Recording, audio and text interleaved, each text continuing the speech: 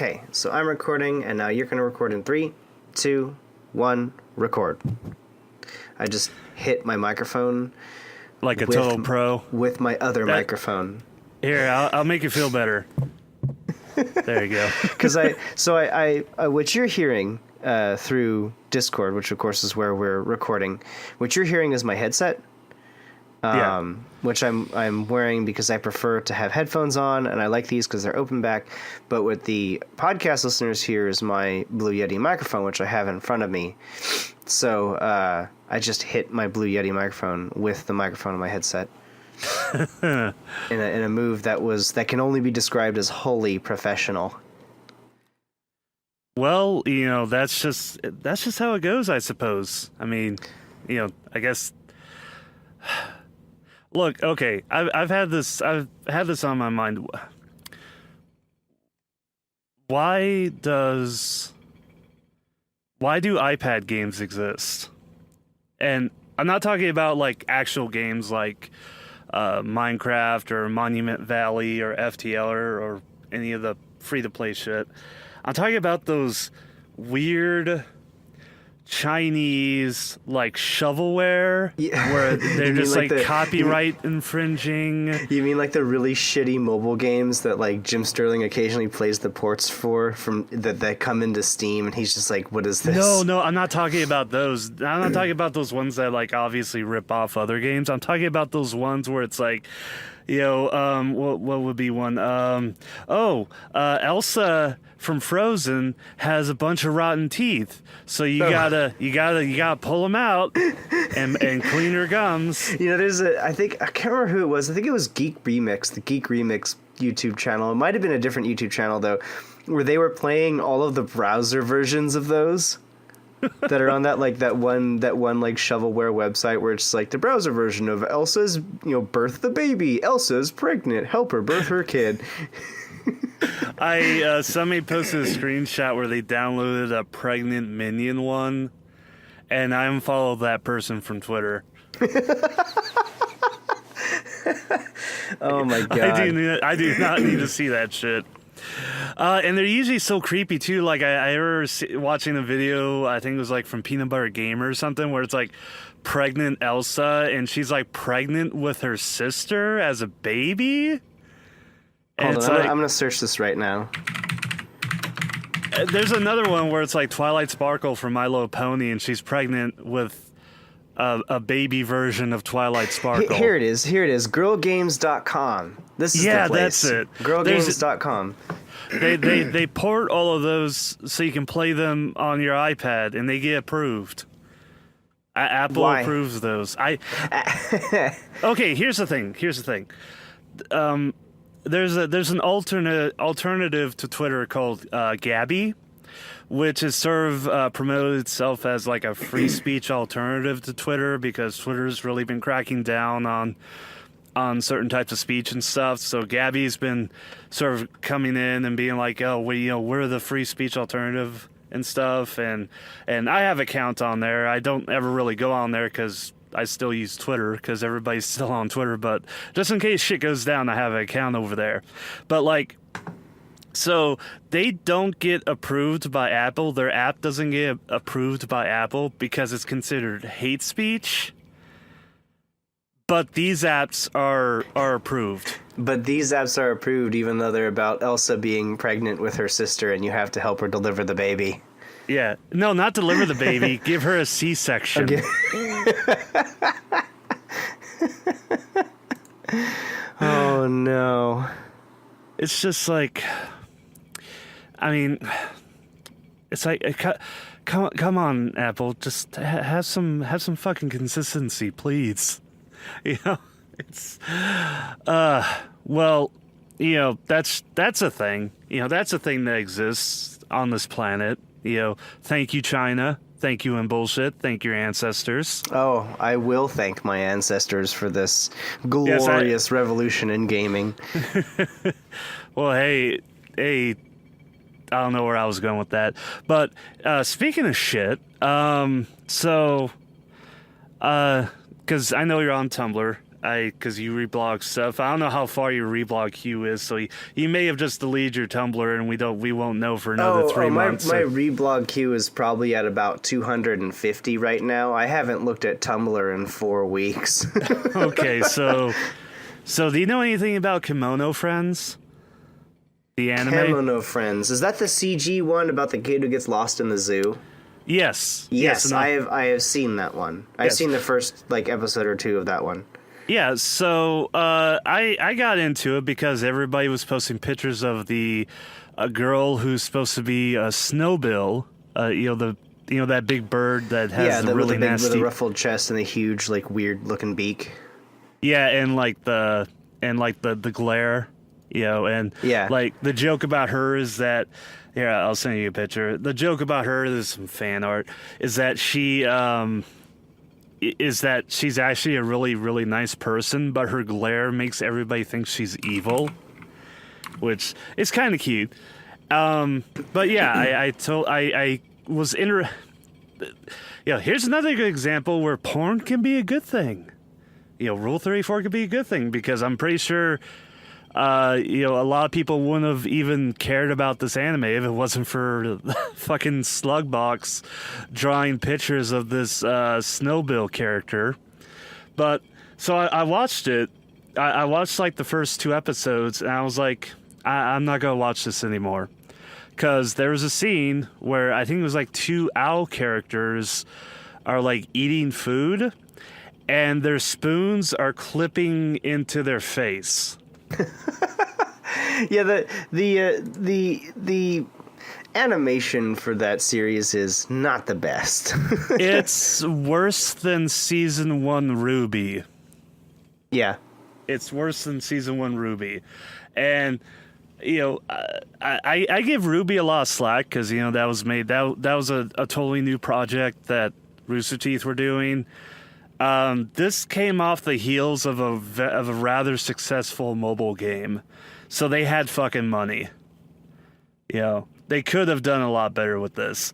So I'm just okay, I checked it out. It's cute, but the animation's completely fucking garbage in my opinion. So I'm just gonna keep an eye out for more Snowbill porn. Because that's all I really care about. Because that's what you do when you find a series that has characters that you like, or that you like aesthetically at the very least, but you're wholly uninterested in the show and whatever else is fucking going on. All you really do is you sit around and wait for people to make porn of it, and that's your entertainment right there. Exactly. That's where I get my money's worth, which I don't spend any money on this. So it works out. It works out.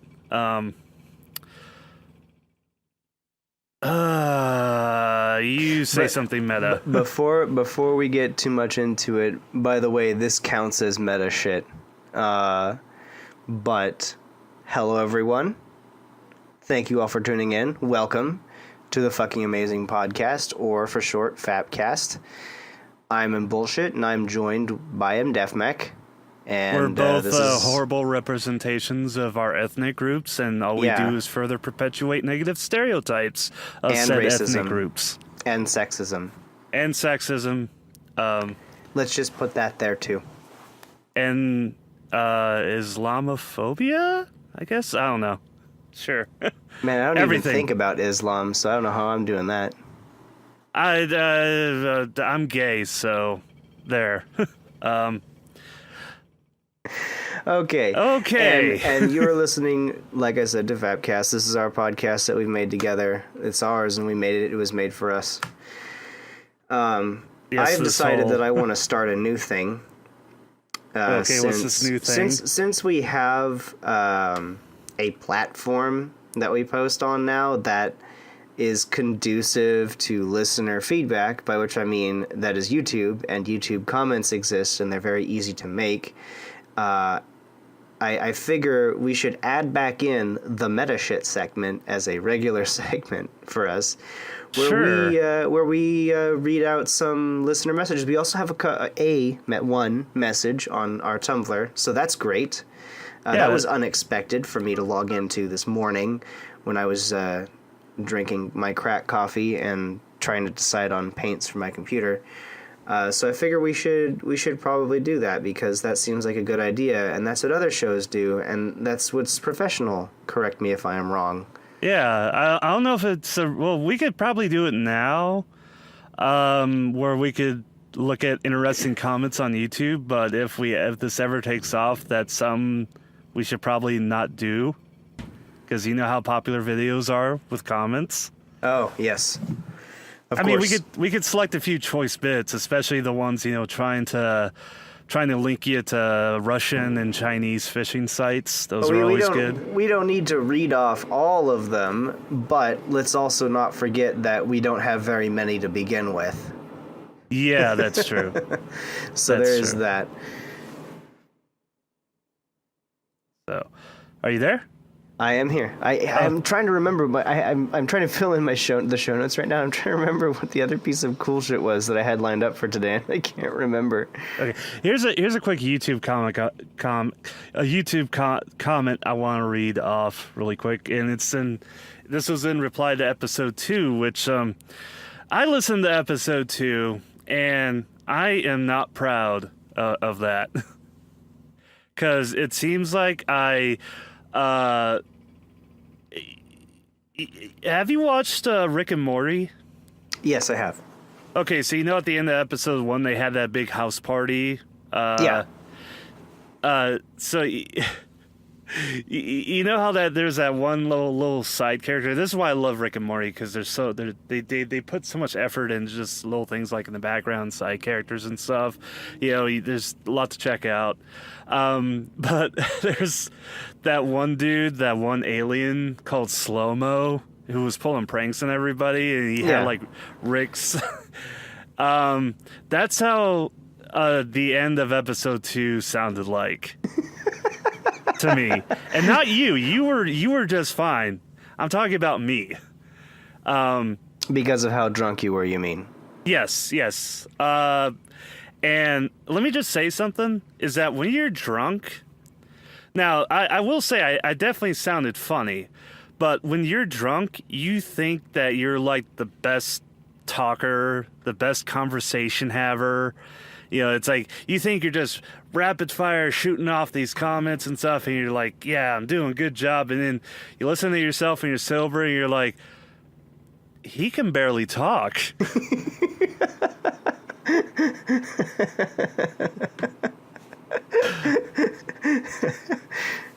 Oh my God, I sound like a moron. Yeah, so let me just say right now, because I'm going to bring up a cool shit thing. Because I really did. Because if we do get popular and the guy finds out we promoted them, I just want him to know I am terribly sorry for that. Because that was the worst way to promote somebody. So yeah, Madamus Gaming, he's a military guy. He does really awesome videos about being in the, not just, he plays that really crazy ass fucking tank game from some country you've never heard of. That crazy realistic tank game. And he does talk about and review tanks and stuff. But he also talks a lot about military life, especially in the British military, and just various topics regarding the military. So whether you've never been in the military, or you have been in the military, or you are in the military, he's definitely a guy you should check out. He really awesome dude, and I did him a huge disservice with that cool thing where I'm just like, so I'm bullshit. There's this guy, he does tanks and he does them like car reviews, I guess, and he plays this crazy ass game that's really autistic and shit. So no, I do apologize for that. Also, he has a big giant either Malamute or a husky that's named Tank. And Tank is really kind of cool. He's a dog that and bullshit would be terrified of, because I remember when you sent me that picture of the Tibetan Mastiff, and you were talking about how terrified you were of it, because it was like a dog that's like 7 feet tall or something. And I just looked at it's like that one picture of the Tibetan Mastiff like running and barking at the same time, and it just looks like a Lovecraftian monster. I'm just like, it's like a fuzzy horror. Yeah, I'm just like, oh, it's so cute, and you're like, that thing scares the shit out of me. So Tank is sort of like that. So yeah, again, Madamus Gaming, go check him out. Really awesome tank reviews, really awesome military video reviews. Anyway, I was supposed to get to this fucking comment. It's by Xavier the Nine. I've heard him oh, that's great. I've heard him deathmeg drunk before, but wow, I'm amazed you made it through the entire episode, lol. Entertaining regardless. Also, I'm glad to see nothing's changed and you still forget to introduce yourselves until an hour in. I'll have to paint you guys something sometimes. Cheers. We didn't do that yet. We didn't do that this time. It only took us like 8 minutes. We're getting better. One day we will be professional. One day we'll be like, hey guys, it's the Chinaman and the Jew here. Welcome to FAPcast. People will just fucking know. Yeah, it's like, the Jews talking. Oh, good. Oh, wait, there's somebody sounding somewhat coherent. It must be the Chinaman. And you don't have to, but a painting just sounds fucking awesome. That sounds fucking amazing. So, yeah, totally not required. You don't have to do it. But if you do fan art, let us know about it. We'll totally promote it and post it up on the FAPcast Tumblr. So, in advance, thank you. So, I did my comment. Why don't you do your comment? Yeah, we got a message here actually. Oh, is that my car that's doing that? Oh, oh right, you live in California. Oh, nope, it's not my car. Okay. Just need to make sure my car alarm is going up. Whose car is being broken into? Anyways, we got a message here on our Tumblr, which of course is fapcast.tumblr.com, from Tumblr user FPSJunkie22. And he says, quote, "Hey guys, good to see that you're back making podcasts. If there's anything I learned from listening to you guys for the past several years is you're the most realist niggas I listen to. Keep up the great work. Sincerely," and it's marked here, "a fan since episode 13. Uncle Cinder's Bad Touch. Oh, that's right. It was called Uncle Cider's Bad Touch Basement Hour. P.S. I'm drunk while typing this." Now, I just want to say that Uncle Cider's Bad Touch Basement was one of the best fucking episode titles we ever came up with. It's like up there with, honestly, with Don't Buy Children. They cry a lot, and also it's illegal. I'm very proud of some of our episode titles. I think the one I'm most proud of myself that I came up with was Lying Sacks of Shit, if you remember that episode. Yeah, that legendary episode. It was a delightful pun and also our most listened to episode way back when.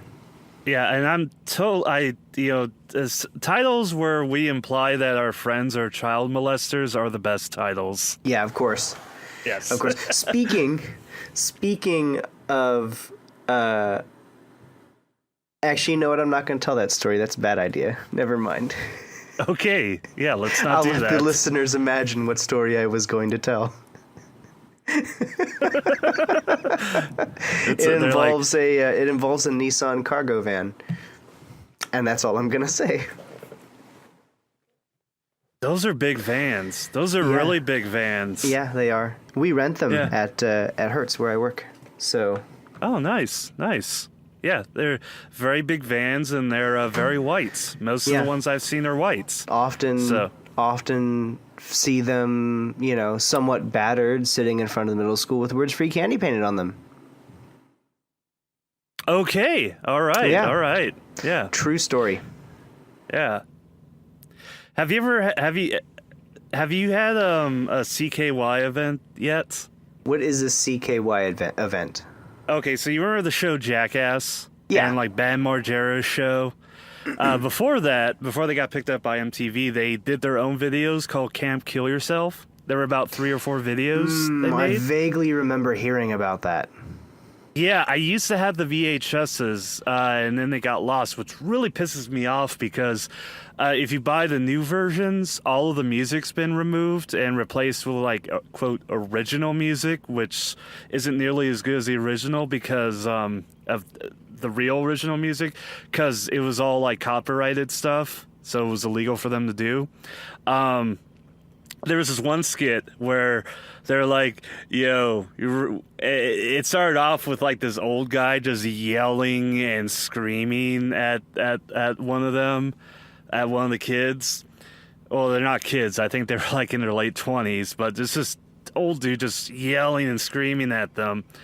And they're like, yo, we rented a car and paid the $9 insurance. And, well, let's just say that Chevy Cavalier, that $9 insurance, certainly definitely got used a lot. And that's probably why car companies don't do it anymore. Because, holy shit, they ran it through a soccer field, they pissed in it. I'm guessing at least a dozen times. I think somebody took a shit in the trunk. Yeah. So fun fact here: when you rent a car through Hertz, there is a insurance. It's not insurance. We can't say it's insurance. We call it coverage, but it's basically like insurance. It's called a loss damage waiver, and it waives all physical responsibility for the vehicle that you are renting.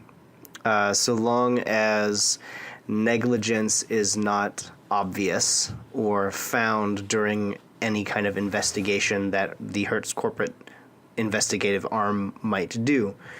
And they are, for a economy size vehicle, which is like a Chevy Spark, they are $9 a day. Okay, this was a Chevy Cavalier. This was in the late 90s, so yes, I guess that would be a Chevy Cruze now? Yeah, and that now... How many seats does that car have? It sedan has 5 seats. Yeah, okay, so that would be what? That's a full size? It'd be like a intermediate. Okay, so that would be $11 a day now.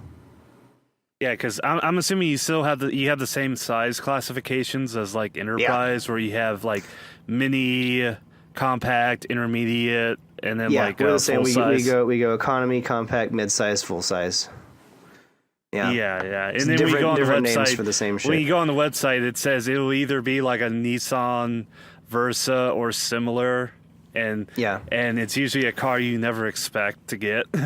Yeah, in our location where I work, actually, it's predominantly Nissan Versas and Toyota Yaris's. Those are like the most common compacts that we get, and the Hyundai Accent. Oh, jeez, wow. Yeah. Our like the primary like economy rental car out here or out in South Dakota is the Mitsubishi Mirage, which Mitsubishi Mirage is because I know a couple people who own those, and those are fascinating little cars.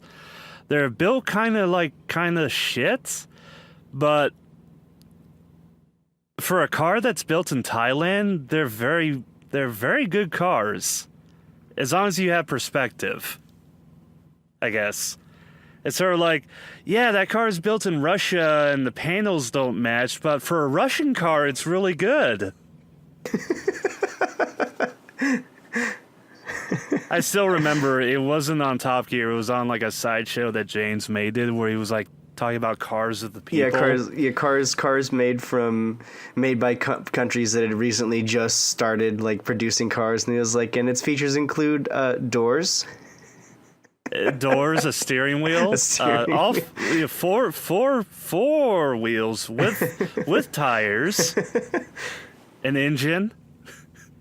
But one of the cars he was talking about was like the Russian Lada, which they built up until like 2010. Like they started production on it like in the early 70s. It was based on a Fiat. They licensed a Fiat in the early 70s, and they built it one generation up until 2010.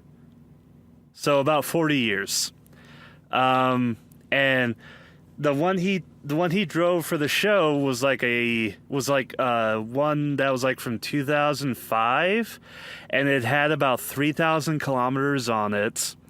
And he was showing it off for the video, and he's like, here you can see the door gap on this side, and he showed the door gap, and then he went over to the other side, and here's the door gap on the other side, and it was about twice as big. Oh God. And he showed off the paint where you could tell they didn't prime the body properly because you could see where the paint beat it up. Sort of like how, like, if you put too much paint on something, it'll beat up. And he's just like, yeah, that's just how it is in Russia. That's just how. Oh my God.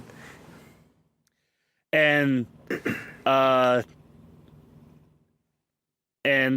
like he told story because he told stories of how, because they sold export versions of those cars that they sold in Europe and actually in Canada for a good 5 or 6 years. They sold a lot of Ladas, Russian Ladas in Canada. And he talked about how, like, they would put better equipment on the export models, like, better radio, better upholstery, better tires, and all that stuff. And how one of the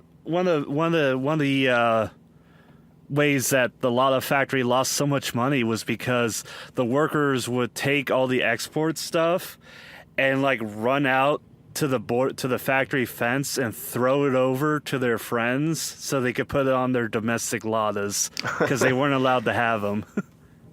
It's just like, wow, building cars in not Europe, not Japan, and not North America. That's a ride. That's wild. So. All right, and with that, I think we move on to our main topic section here. You actually put my name first, so I don't know if you want me to go. Yeah, do you want me to go first? Mine's not very long, so. Well, I talked for a while. I rambled for a bit, so why don't you ramble? Well, we're getting into our main topic section this week, which is video games once more. The last episode we recorded, I think it was the last episode we recorded, we talked about some video games. I talked about Horizon Zero Dawn, which at that point I had played quite a bit of. I've played quite a bit of it more, but don't have a whole lot more to say on it. But I did want to talk about some retrospective stuff on a series that is near and dear to my heart that is about to get its latest update in just a few weeks as of this recording. So we are recording here in middle of March is when we recorded this. Don't know when it's going to air, probably late March. But as the time of this recording, we are coming very close to the release of Persona 5, which comes out one day before my birthday on April 4th. And I'm excited about that because we haven't seen a Persona game, a new Persona game in the series in a long time. And no, Persona Arena and Dancing All Night and Q and Ultimax Arena and Golden don't count because they were all fucking spin-offs of Persona 4. Very good spin-offs. Very good spin-offs, yes. I really enjoyed the Arc System Works fighting games. And I'm a huge fan of Arc System Works fighting games to begin with, but I actually really, really like the Persona 4 Arena games, both of them. Haven't played Q. Have heard very good things about Q, but I don't have a 3DS because I bought a Vita. And didn't ever get Dancing All Night either. I'm not really big on rhythm games anyways, but again, I've heard very good things about that. But I did play Persona 4 Golden. I finished it. I finished it about 4 times because I wanted to get a bunch of different endings that I hadn't gotten when I originally played the game on a PS2 emulator many years ago. And that was a lot of fun. And so I just want to talk a little bit about the Persona series because it's probably my favorite series of games out there. I've been a huge fan of Persona since 3, but I have gone back since and played 1 and 2, and they are very good. They're a lot more like the Shin Megami Tensei series that the Persona series is a spin-off of. Mechanically very similar, but when it got to Persona 3, they started this whole new kind of aesthetic and focus for the series that I immediately fell in love with the moment that I discovered it. Also in Persona 3, you could play as a girl, and in the Japanese version, you could date a kid who was like 12 years old. So there's that. That happened.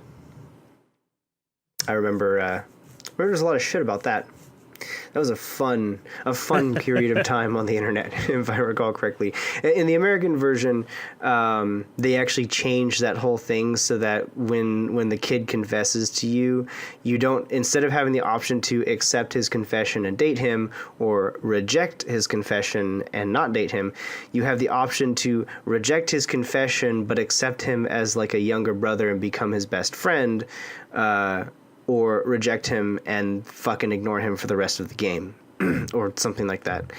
And it's really funny because because of the way the game is programmed and because they didn't really have a lot of leeway with like reprogramming the game for the English version, if you do the path where you basically become like his surrogate older sister, it still like locks you out from dating other people, which is really funny.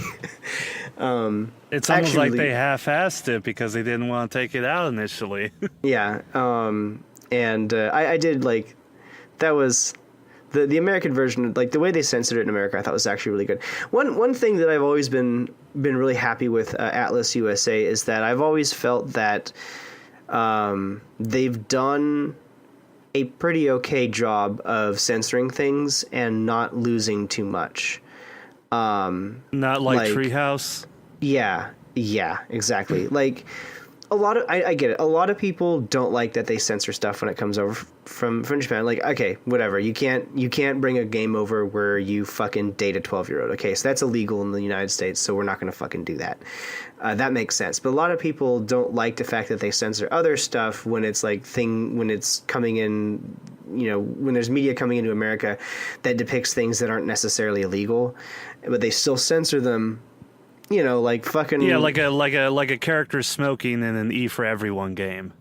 Yeah, exactly. Or drinking. Yeah, or like how in One Piece, you know, the character Sanji who smokes cigarettes, how they replaced it with like a lollipop in the American version. Or better yet, hey guys, nothing I like more than some donuts. Or whatever the These fuck Brock hamburgers said. Are the best. Says Brock as he eats a rice bowl. These hamburgers are delicious. Eat your fucking hamburgers, Apollo, as he shovels sushi into his mouth. That's one thing I've never understood about the Phoenix Wright series. Like, don't get me wrong, I love the Phoenix Wright series, but like they localize them and try to say that the game doesn't take place in Japan, but then like you look at all the like the locations in the game, you're like, this is fucking Japan. Don't they like have some really dumb alternate history premise where like Japan and the United States never went to war, so like their relationship is even closer than it is now or something? I have no idea. All I know is that it has this alternate history thing where the bench trial system becomes the standard in Japan. Yeah. And it's like a fucking, basically a fucking game show. If you ever get the chance, like, you really should see the Phoenix Wright movie. It's very good. It's directed by Takashi Miike. You know, the director of The Ring. The original The Ring. Are you fucking serious? Yeah. Yeah, it's Takashi Miike. He's a very famous Japanese director who's known for his horror works. And he directed the adaptation of Phoenix Wright, and it is this like super zany, like wacky movie because the games are fucking wacky. Like they're bizarre. They're just out there. Yeah, but it's like this zany, wacky movie, but then like it's got that film grain of like a you know a late '90s horror movie, and it's like fucking creepy. But then everyone's got really ridiculously colored hair, and everyone's like really crazy. But then it's like it's filmed like a psycho thriller, but a psycho thriller where all the characters are anime. It's really funny. Like, I highly recommend you see that movie. It's very good. Anyways, I'm getting I'll have to check it out after I watch Train to Busan, which I have on my iPad. Anyways, I'm getting off track here. What I was going to say was, I understand a lot of people have a lot of problems with censorship, and I agree. For the most part, I do think that, if you're going to bring media to another country, that art in its original form has to stand on its own. And it's one thing to, localize a game and then just re-record, just translate the lines and have an English voice actor, read them. I don't have any problem with that. And in fact, in some cases, I actually prefer it, because sometimes the Japanese voice cast is shit. But when you start, changing things in the story to change the tone of a series, then I start having a problem with it. And the only game that's done that I actually didn't hate was Persona 4. They changed a lot of stuff with two of the characters who were LGBT characters for the American release, but they actually changed it in a way that I felt was more not appropriate for an American audience, but it was more relatable, I guess, for an American audience. You had Naoto, who was essentially transgender youth, who was born female and had a desire to be male, and you had Kanji Tatsumi, who was essentially gay. And when they brought the game over to America, they changed those two characters' stories so that Naoto's was a story that wasn't necessarily about gender identity and disassociation, but it was more about Naoto working in a field that was male-dominated and felt pressured to be masculine to be respected by her peers, which I think, sexism in the workplace, I think that's a really relatable subject and a very topical subject for its time for an American audience. So while I don't necessarily agree with changing that part of the story, I think the change that they made for it made a lot of sense and also presented a story that was different from the Japanese version, but wasn't better or worse. It was just as good. With Kanji's story, instead of him being, obviously straight up literally gay, his story was more a him struggling with gender roles and being I'm this guy and everyone sees me as this super manly dude who beats the shit out of people because I do, but I also do all this other stuff that people make fun of me for that's considered really fucking girly. And also, I'm not as interested in girls as other guys. So, what does that make me? And while he wasn't, obviously gay in the American version, I felt that the story about gender roles and gender norms was still just as applicable to an American audience. And so, though they changed those stories for the localization of Persona 4 in America, and those stories remained changed for Persona 4 Golden, they did not rewrite them. They kept them the same. I actually thought that what they did with those stories was really cool because it was still, what's the word? It was still not relatable, but not applicable, but, it was still relevant for an American audience. And I immediately, I fell in love with that game immediately. I've played it many, many times. And I've played the golden version many, many times as well. Yeah, I think the word you're looking for is adapt. Well, yeah, it was a good adaptation. Yeah.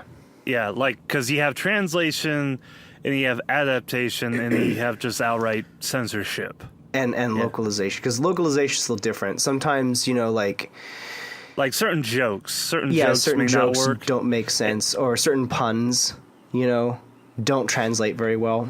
Yeah. Yeah, so... And then you have bad localization where you have characters eating rice balls and going, these donuts are really good.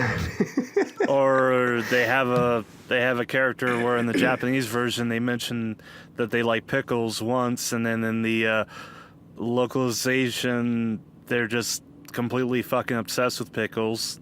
Thank you, Treehouse. But yeah, so, you know, Persona 4, it was a really good game. I enjoyed Persona 3 as well, but I've honestly been like a huge fan of Persona 4 ever since I played it. It's my favorite entry in the series, easily. Well, Persona 5 is coming out, and I've seen some shit from it, and it looks fucking amazing. I've only seen the menu system, and I'm blown away by the menus. Oh, God. That's one thing, like, the Persona series has always had a really neat aesthetic style, and it's only evolved more and more since 3. Oh, and the menu system is, like, especially the post-battle screen, where it's like the battle ends and then your character strike a pose and then the main character turns to the left and starts running and the background scrolls past him as the stats are going across the screen with like your experience, who leveled up, what items you got and all that shit. And then he skids to a stop and the background fades in to where you were standing and the camera pans back out and it's this seamless transition from battle to overworld. It's really cool. I'm trying to remember because it's been a while since I've seen the videos. Isn't it like when you're like in the character stat menu, and as you're selecting like different options like skills, equipment, equip and all that, like it has the camera's like on them, off to the side, and then as you change the menu, like the camera moves to different positions. Yeah, the camera moves around and their poses change. Yeah, that was really fucking cool. I really like that. But and also like God, one of the things that was like the worst part of Persona 4 was they had a system where it was an overworld and then you had to touch enemies in the overworld to initiate battle. And you had a sword that you could swing, and if you hit an enemy from behind before they saw you or noticed that you were there, you would get a bonus in battle, and you'd get to start first, and vice versa if an enemy touched you in the back. And Persona 4 was infuriating. It was damn near fucking impossible when you were first playing that game to figure out how to backstab things, and it was basically impossible when you first started out. It was really hard to figure out how to fucking do. Persona 5 now, what they've done is they've actually created a stealth system in the overworld where you have to basically like Metal Gear your way around. And there's and the reason why they did that is because the way they limit you grinding too much is as you get discovered by enemies, and the more you run away from fights without killing enemies, the more this meter goes up in the dungeon of them being aware of your presence, and then they kick you out. Because the whole aesthetic of the game is that you and your friends are this band of gentlemen thieves who are entering these lavish castles trying to steal shit from these nasty people. So like you're literally like running around in these really expensive places, like hiding and stealing stuff, and you have to go and backstab enemies so that they don't notice you when you kill them, so that the alarm isn't raised. And if you raise the alarm to 100, then you're booted out of the dungeon and a day passes, and you have to spend another day going back in. So it's sort of like Lies of Locke Lamora. Kind of, yeah. Kind of. Yeah. Great book. If you haven't read Lies of Locke Lamora, go read it. And that was the other thing was that that's always been really cool about Persona is that since Persona 3, there's always been this sort of system of there's this other world that exists and it's created from this kind of thing that's bred from humans. In Persona 4, it was the world of the television, and the world of the television was this disgusting and gross, distorted version of the real world where everything was fucked up and don't talk about Bear's home like that. and like people's desires and darkest thoughts were made manifest. So like the warp in Warhammer 40K. Yeah, and what made that so great was that, Persona 4 was very much about this game about how teenagers' minds are warped by societal pressure that comes from entertainment.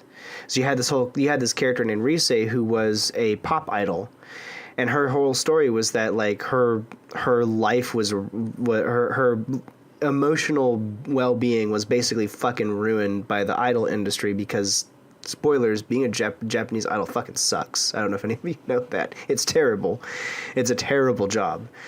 And, you know, she was just this teenager who got into the entertainment industry, and then she got a stalker, and there's all this pressure, and she had to diet, you know, and all this shit, and there was all this expectation placed on her, you know, and that was the whole theme of that game. In Persona 5, it's basically you're this group of kids who are meeting all of these really shitty adults who are abusing their power because they think themselves powerful because either they have a lot of money or they're a teacher in a school.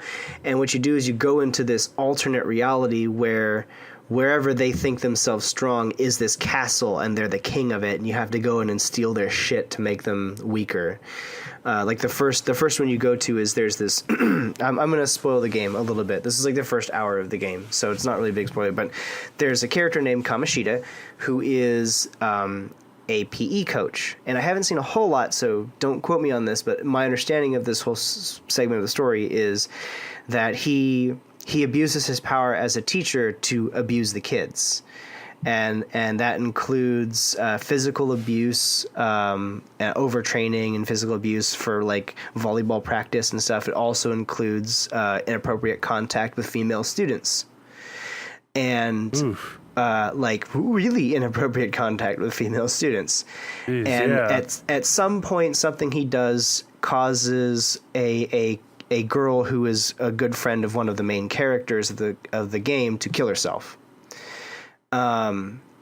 And so you go into his alternate world castle, which is just, you go into the school and you enter the alternate world of the school, and it's his castle, and he's got, you know, he's surrounded by all these teenage girls who are like wearing basically nothing, and his dungeon is full of all the guys from the track team that he's just like whipping. And he's like, this is my castle, and, you know, I'm king of it. And that's like the whole idea of the alternate world is that's how he sees himself in the real world. That's like a physical manifestation of how he feels he is when he's at school. And then they have to take him down to stop him from abusing kids. And that's sort of my understanding of the game. Now, of course, I haven't seen a whole lot of it, but my understanding of the game is that's basically what it is. It's this group of kids who are stopping these really abusive adults. Which I think is a really interesting story.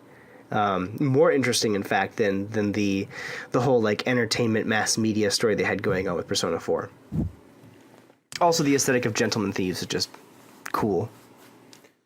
And you should go totally read Lies. We gotta do one of our episode topics needs to be like Lies of Locke Lamora. That's such a good book. You say Gentleman Thieves and it just reminds me of Lies of Locke Lamora. Oh yeah. Yeah. Also, the last thing I wanted to touch on is once again they've brought back series composer Shoji Meguro, who did the music for Persona 1, Persona 3, and 4, and now he's doing 5. And I've already listened to the soundtrack because the game's been out for like over a year in Japan, so I've already listened to the soundtrack, and it's good. It's very good. Nice. I remember his soundtrack from Persona 4, so yeah, definitely top tier.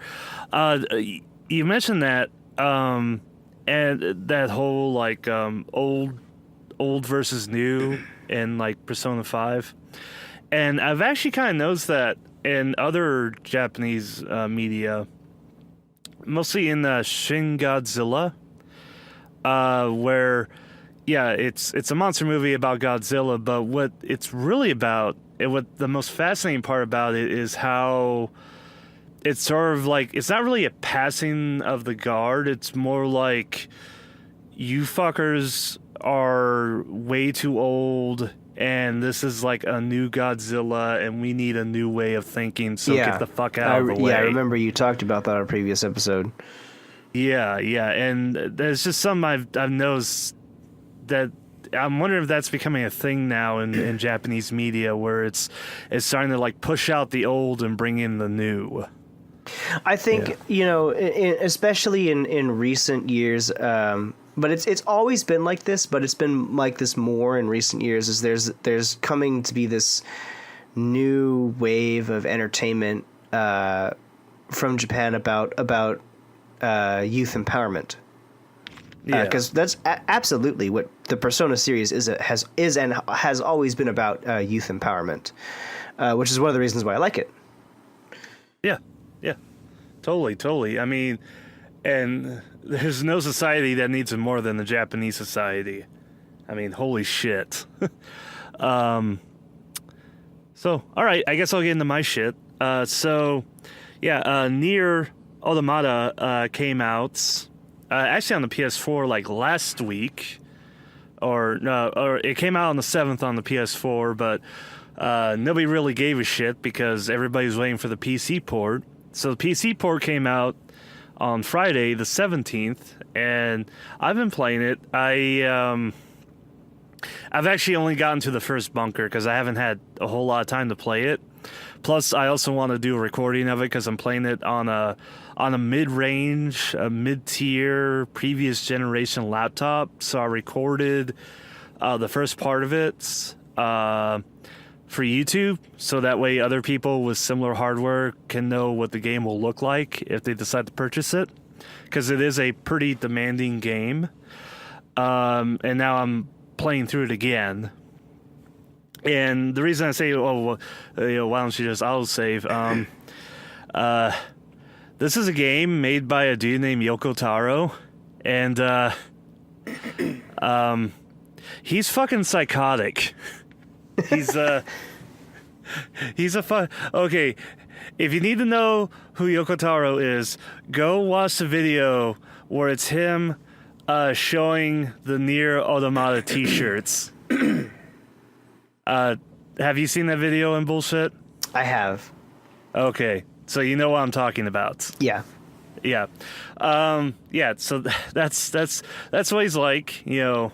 I mean, he's like, I'd say he's more spastic than Studio 51. But, you know, just as crazy. So because of that, when you start the game, you can't save the game. You can't save the game at the beginning. You can't save the game until about an hour in, and after you defeat the first boss. Then you can save. This has led to a lot of people getting really angry at the game because they die. And they have to start the game completely over. And I played it. I've been playing it, and it's like, really, you guys are dying? Because I'm really, really bad at Dark Souls. I'm fucking terrible at Dark Souls and Bloodborne, and as well Bloodborne, as I found out. I'm fucking terrible at Bloodborne. The game is fucking hard, though. But, like, Nier Automata is like a very easy Dark Souls. I'd say it's accessible. It's accessible, yes. It's accessible. It has what people want in a Dark Souls game, like the basics, like, you know, it has like a enemy projection, you know, there's cooldowns, you know, you have to time, you know, especially with your heavy attack, you have to time when it hits, so you don't, you know, so if you need to get out of the way, you can. It does all that, but it's way, way more forgiving. So when I'm seeing people complain about the whole save thing, it's like, yeah, it's kind of sadistic, but really you should be... I mean, if you're bad at Dark Souls, you still do just fine here. And this is not me being like, oh, elite gamer, none of that bullshit. It's just like, no, you should be able to fucking get this. I mean, basically what it is that the first part of the game is the demo from the PS4. You know, so if you play the demo on the PS4, that's where, and then like at the end of that demo is when you can save. So, so there's been so there's been people angry about that. Other than that, it's been a perfect PC port launch. I'd say this is the most perfect PC port I've ever seen. And other game developers need to take note. Platinum knows how to make epically awesome PC ports. Shit, we've fucking known that Platinum can do that though since like, God, was Revengeance on PC? I'm lying. Oh, It's fucking terrible, dude. because like the last game I played from them was Korra, and the fucking port for that was really good. Oh, okay. I'm saying it's fucking terrible. It's not terrible. It's totally playable. It's totally serviceable. But there's a couple glaring issues, and I don't blame Platinum for this. I blame Squeenix. And the two biggest ones that has got really everybody really butthurt is I haven't noticed it as far as the controls. Sometimes your inputs don't go through. I've been playing it with an Xbox One controller on Bluetooth, and I haven't noticed that issue. So I don't know if these people are playing with like a 360 controller or a wired controller or a PS4 controller, or if for some god unknown reason they're playing with a fucking mouse and keyboard, which why the fuck are you doing that? So I'm not quite certain about that, but the one that actually I feel is like totally like inexcusable is that I think the guy in the truck next to me is fucking or something. His truck is shaking back and forth really weird, rhythmically. I'm not going to stare at that. That's actually kind of creeping me out. But when you go in the graphics settings, you can set it to 1080p. The highest it actually is 900p. So even if the fucking port locked it to what the console. Yes, what the console resolution was going to be. That's awesome. Yeah, but what everybody's angry about is that it says 1080p, but it's actually 900p. It's like, yeah, that's because the actual resolution of the window is 1080, but the fucking internal resolution isn't. It's 900. So amazing. Yeah. Other than that, the game I think is just fine. You know, and it may be, as far as the input thing, it could just be, you know, I got lucky and my Xbox One controller works just fine. I haven't played it with a PS4 controller, and I actually care about myself and I don't want to harm myself, so I'm not going to play it with a keyboard and mouse. And if you do, please get help. People love you. Don't do this. Don't do that to yourself, please. But God, other than that, fucking gorgeous game. I will say, like, on my hardware, I've been running it to get a good 40 to 50 FPS. I've been running it at low settings because it is a very demanding game. And it just looks fucking gorgeous. Even at the low settings, just like the landscape, not really the landscape, but more like just how much detail to put into everything. And God, her fucking thighs, dude. Holy shit. Yeah. Just thick. I think I said before when I was drunk, it's just the way her pantyhose just slightly squeezes them, so you get that very slight bulge that everybody just gets fucking rock hard for. Was it you who talked? Who talked? I can't remember if it was you who talked about, like, if you spend too much time trying to look up her skirt, she kicks the camera away. Yeah, she slaps the camera away, and I tried that, and she does. She does. That is an amazing feature of the game. But you can cheat, because if you get the day one edition, then you get the skin of her without the skirt. Ah, of course. So it's her just running around and basically just in like the top part of her outfit's still there, and it's just she's wearing her panties. That's all. So yeah, you could do that. Yeah. Other than that, God, yeah, I'm having a blast. I'm loving this game. I'm really fucking loving it. And I include a link in our main topic of it's a link to a video by Super Bunny Hop called "What You Missed from Nier," and George went through the labor and the pain and the struggle of playing all the previous Nier games, so you don't have to.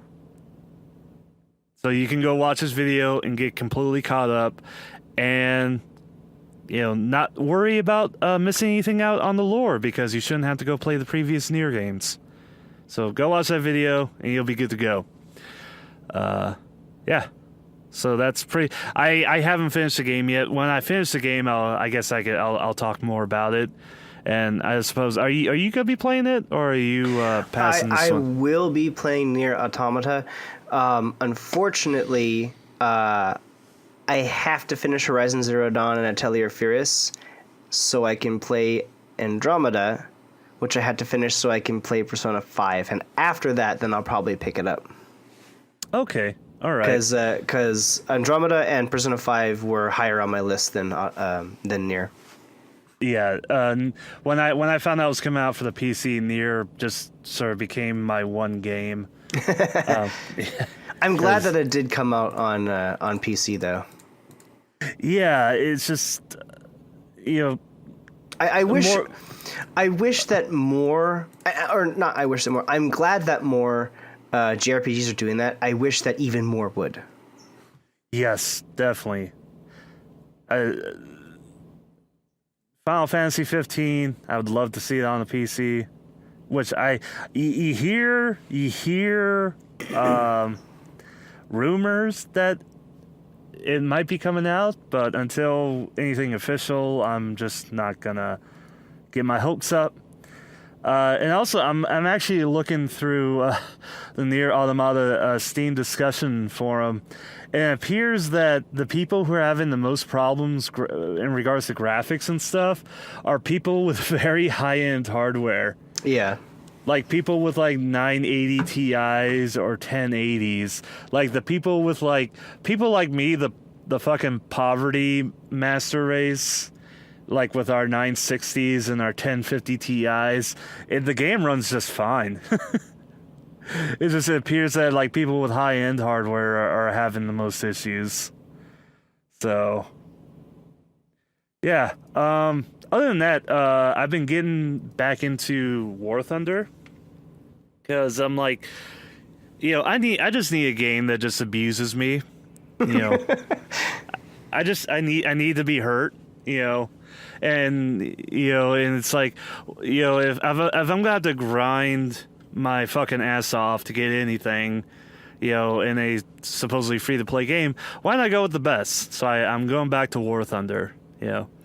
Because I'll be honest, the only reason I got into Warframe was because of the porn. That's pretty much it.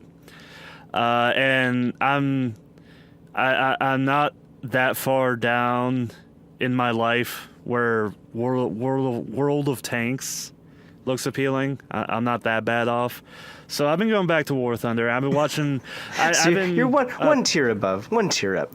Yeah, one tier above, one tier above. So I've been playing it, and I don't have any like premium tanks or aircraft yet, but so I've been watching a ton of videos, just like looking at like okay, which country do I want to go with, and which of their premium tanks do I think is the best? Because I'm not playing this game of like, oh, I'm gonna go with the country I like the best. I'm gonna go with whichever one has the coolest tanks and aircraft that I like, because fuck your nationalist bullshit. And so I've been watching a lot of videos that reviews like the premium equipment, because basically the way you play War Thunder is you buy a premium tank or aircraft and you just use that to grind RP, and then you take that RP and then you buy one of the free tanks that you want. So that's what I'm doing. And so I've been watching a lot of reviews of just like the tanks and stuff, and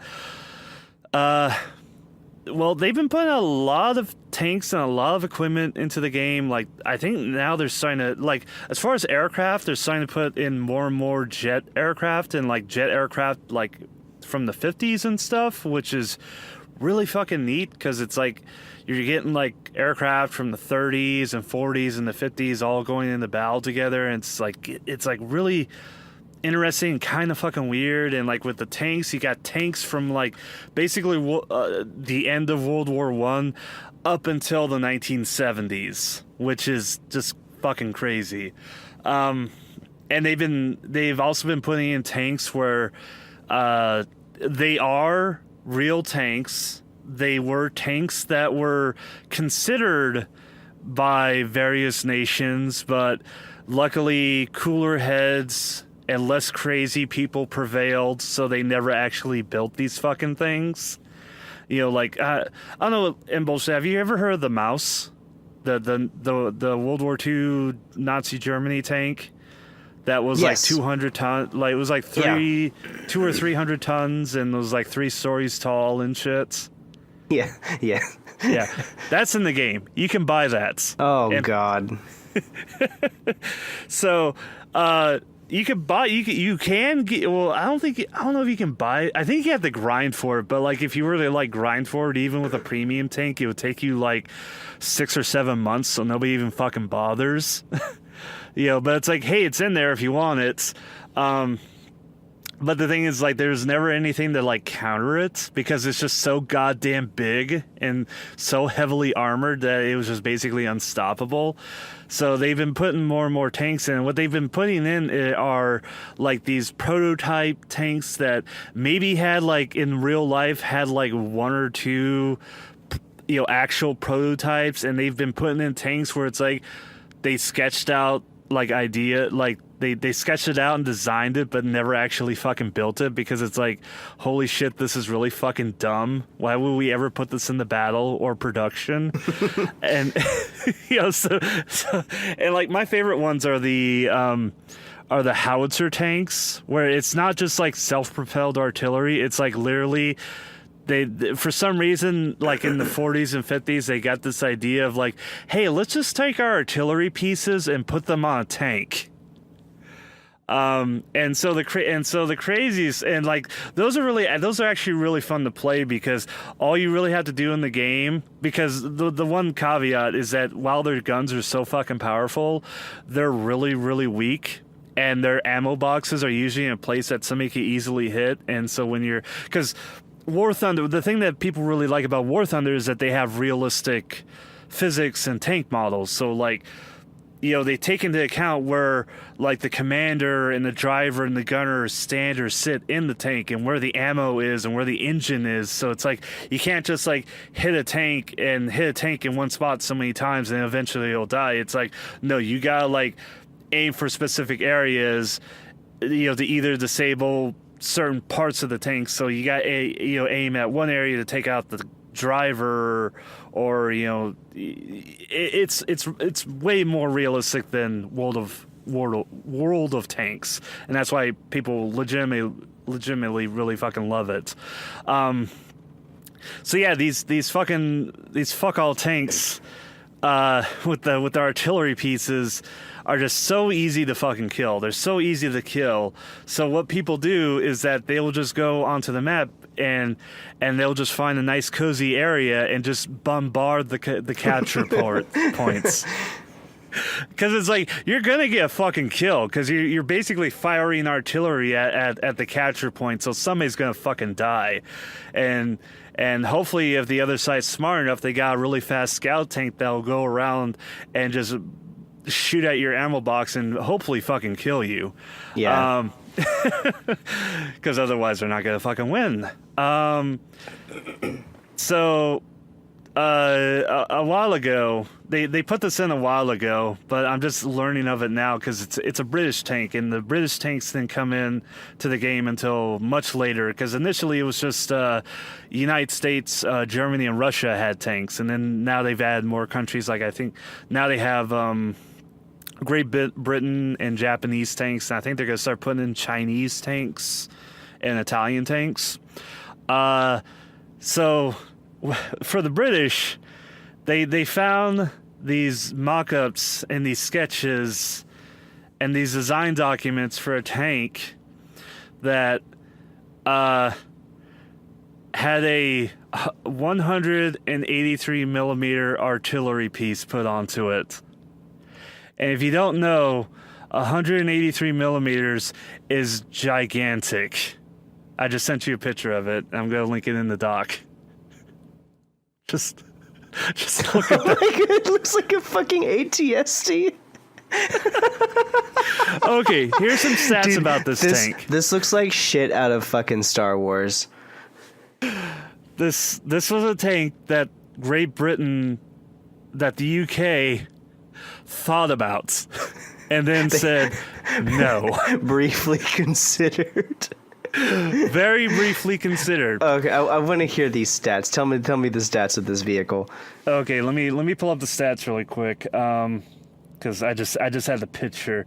Actually, you know what? I just have to go to the Wikipedia page because all these tanks are just are their stats are based on.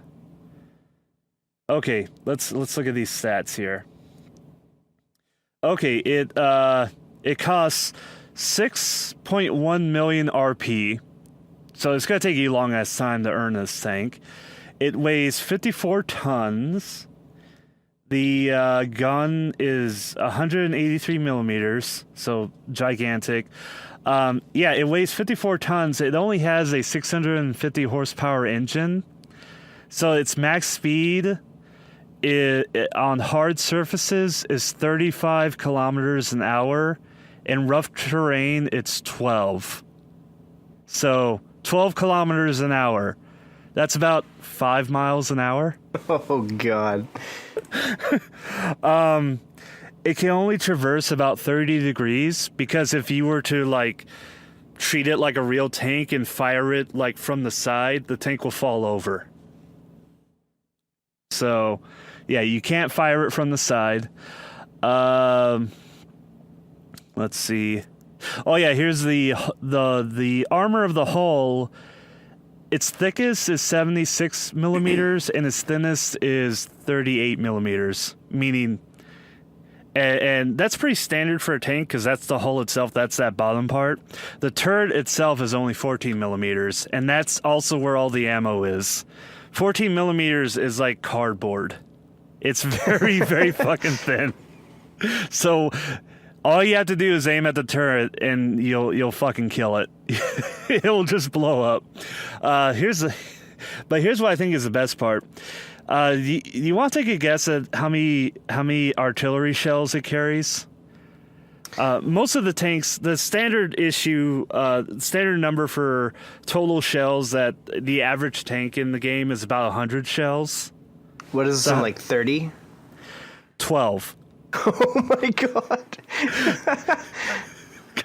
And it's and the reload time is 43 seconds. So, oh my God. So yeah, this tank is in the game for shits and giggles. It's like, here you go.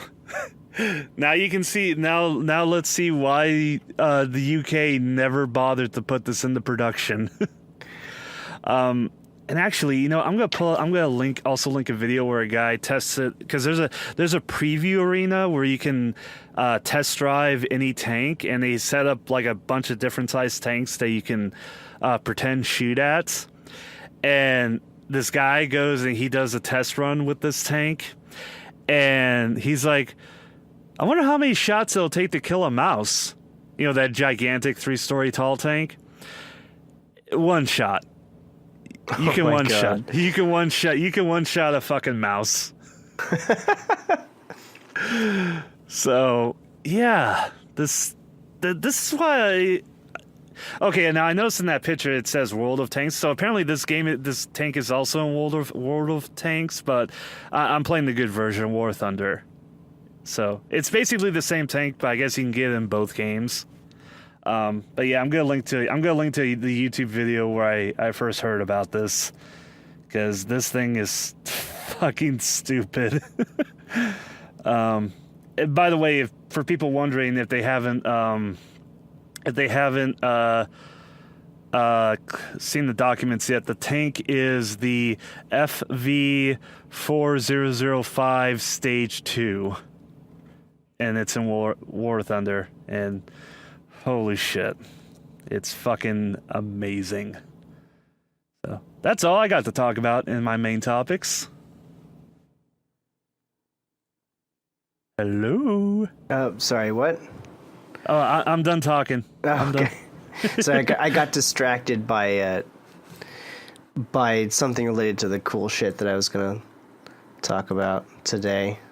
Oh, shit. Well, yeah, let's get on to the cool shit. Speaking of cool shit, we're going to go on to our cool shit segment. Of course, this is the segment of our show where we link two things that we think are cool that we find during the week. And as always, you can find these things and anything else that we link in the show notes for each episode. Each episode has its own show notes, and you can find them in the description box for the YouTube videos or in the post on the Tumblr, on the Tumblr posts on our Tumblr. Of course, we'll link all those things to you later. So I'm gonna start us off. At some point, I'm gonna switch our names so that you're gonna go first at some point, but I keep forgetting to do that. So I'm gonna go first. My first piece of cool shit here is called the PSO2 tweaker. This is a bit of a niche thing that not many of our fans are going to really be that interested in, but this is a English patcher, a replacement for the Phantasy Star Online 2 launcher in English that helps you automatically get English updates, which are all fan translated, to Phantasy Star Online 2. And helps you configure all your in-game settings, gives you a nice layout in English. So for those of you who, like me, are fans of Phantasy Star and are, like me, disappointed that Phantasy Star Online 2 never came out in America, well, the solution is here, and it's called the PSO2 Tweaker, and it's pretty awesome. So if you want an opportunity to play Phantasy Star Online 2 in English, this is probably your best bet. Yeah.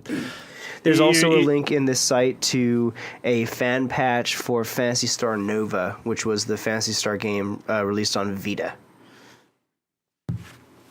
There are people who are really, really obsessed with Phantasy Star.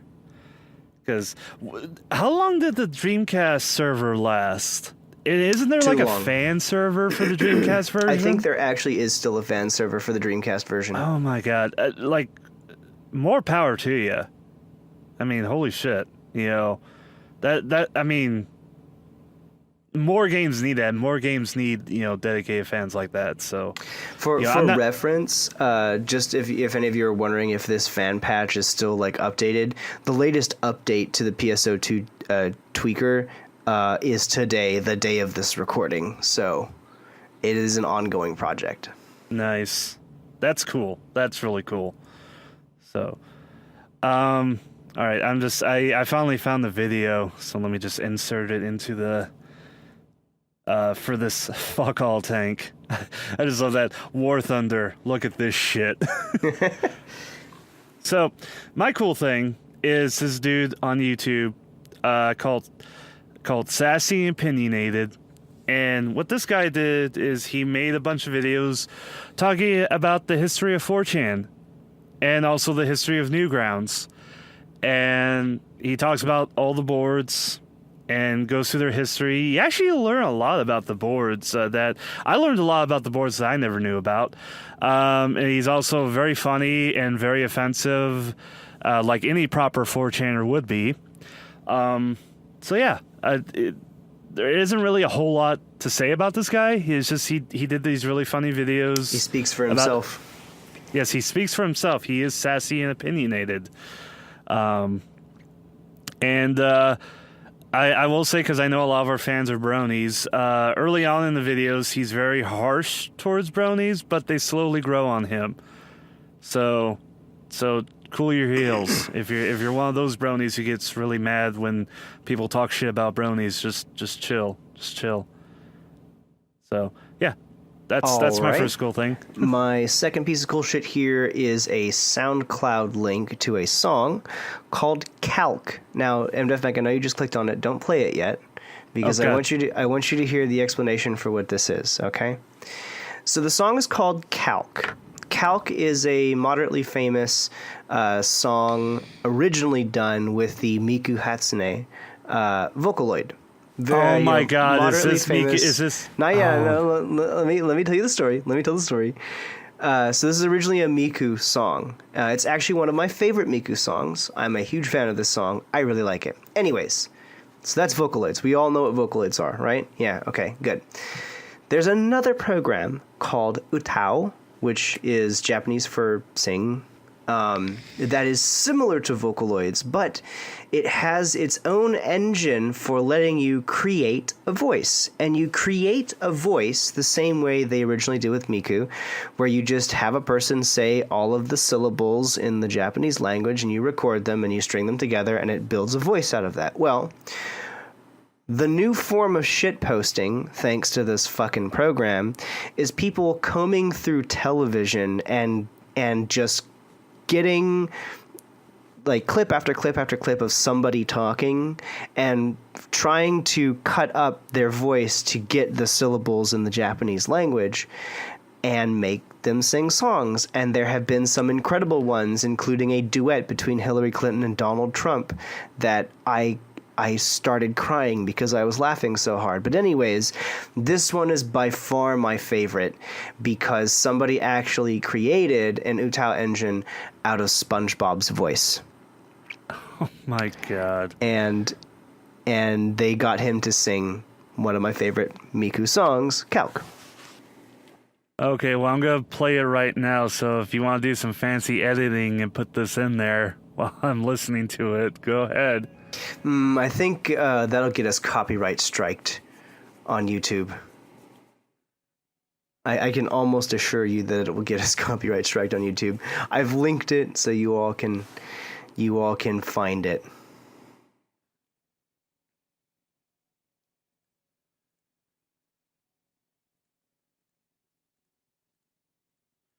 Okay, I just got to the vocals. I need to stop. Yeah, if you edit it and stop it about the 20-second mark, because fuck that. No. No. It's eerie. It is eerie how well it works and how much it sounds like SpongeBob. It is creepy.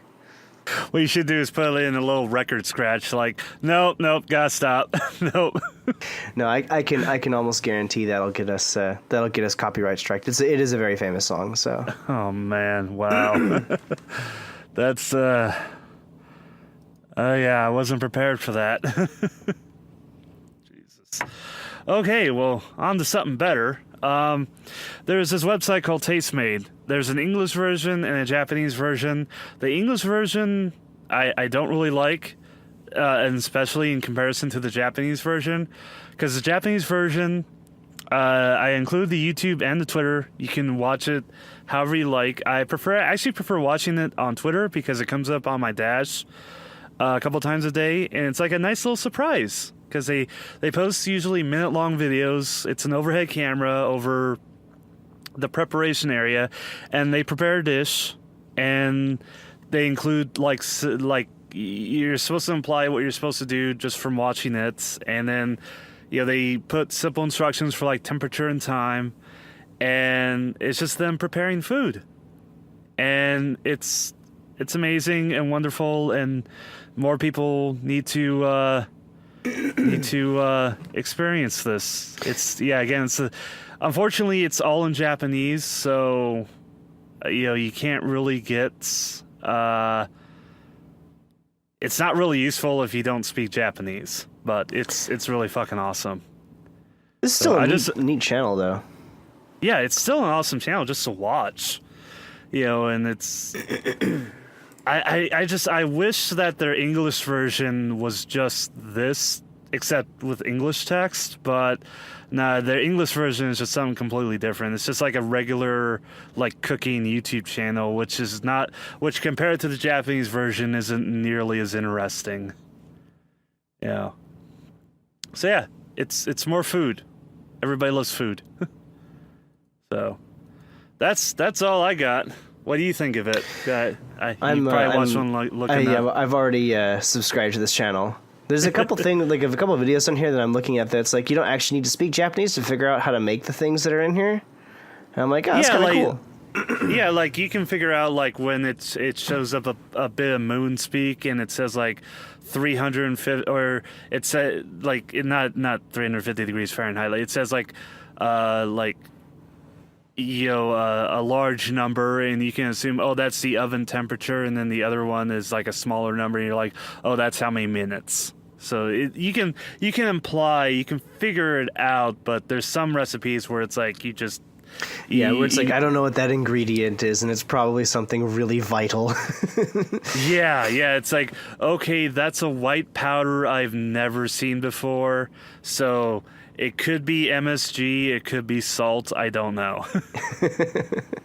or it's like, okay, that's obviously octopus, and I don't like octopus. They also do a lot of really awesome desserts as well. Yeah, and I just saw one where they baked an apple inside a crust. And like they filled the apple with butter and sugar, and then wrapped a crust around it and baked it. And I was like, oh, that's a really neat idea. I'm gonna have to try that.